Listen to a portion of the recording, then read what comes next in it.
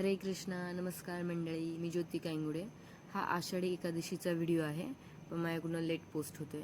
तर त्या दिवशी आम्ही पहिल्यांदा चंद्रभागेत आंघोळ केली.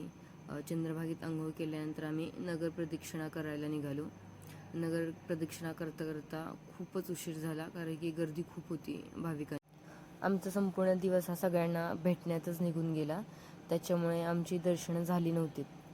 त्यामुळे आम्ही संध्याकाळी 11 वाजता दर्शन करायला निघालो. सर्वात आधी आम्ही संत तुकाराम महाराज यांचं दर्शन घेतलं. गर्दी अजिबात नव्हती.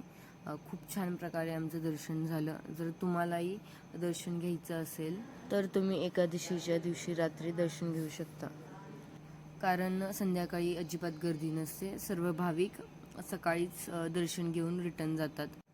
दर्शन घेत असताना आम्ही पुन्हा एकदा नगर प्रदक्षिणा केली. नगर प्रदक्षिणा करता करता आम्ही नामदेव पारीचंही दर्शन घेतलं. खूप सुंदर प्रकारे इथं सजावट केली होती. खूप छान वाटलं ते बघून. असं करत आम्ही सर्व संतांचं दर्शन घेतलं आणि सर्वात शेवटी आम्ही ज्ञानेश्वर महाराजांचं दर्शन घेतलं.